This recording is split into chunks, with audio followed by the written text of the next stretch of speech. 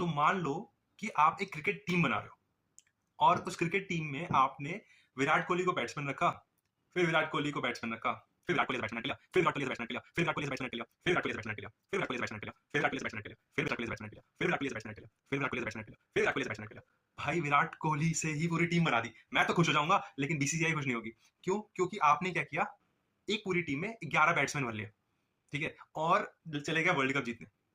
यही होता है कि अगर हम अपने मॉडल में एक ही फीचर या फिर एक जैसे फीचर्स जो कि काम नहीं करेंगे, बॉलर का काम नहीं करेगा आपका बैट्समैन, फील्डर विकेट कीपर का काम नहीं करेगा आपका बैट्समैन, बट स्टिल आपने बैट्समैन ही सारे भर लिए, ठीक है, तो आपका मॉडल जो है वो परफेक्ट परफॉर्म नहीं करेगा। क्यों? क्योंकि आपने बेहतर फीचर सेलेक्ट नहीं किए मॉडल को ट्रेन करने के लिए, आउटपुट के लिए, ठीक है। इसीलिए फीचर सिलेक्शन इंपॉर्टेंट है।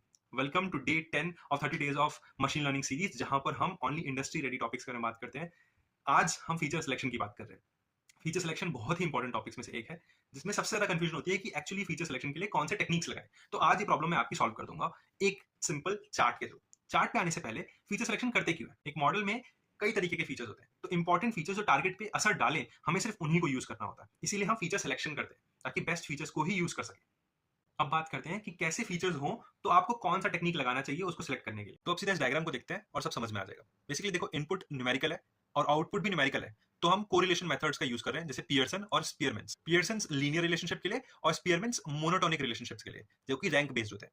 अगर इनपुट न्यूमेरिकल है और आउटपुट कैटेगोरिकल है, तो हम एनोवा एफ टेस्ट का यूज करते हैं। वो क्या करता है? वो चेक करता है कि if different target classes have different mean values. और मान लो इनपुट कैटेगोरिकल है और आउटपुट न्यूमेरिकल है, तो हम कैंडल स्टाउ यूज करते हैं। ये बहुत कम यूज होता है, बट इस एग्जैक्ट कॉम्बिनेशन के साथ बहुत परफेक्टली यूज होता है। मान लो इनपुट भी कैटेगोरिकल है और आउटपुट भी कैटेगोरिकल है, तो या तो ची स्क्वायर मेथड यूज करो या तो म्यूचुअल इन्फॉर्मेशन यूज करो।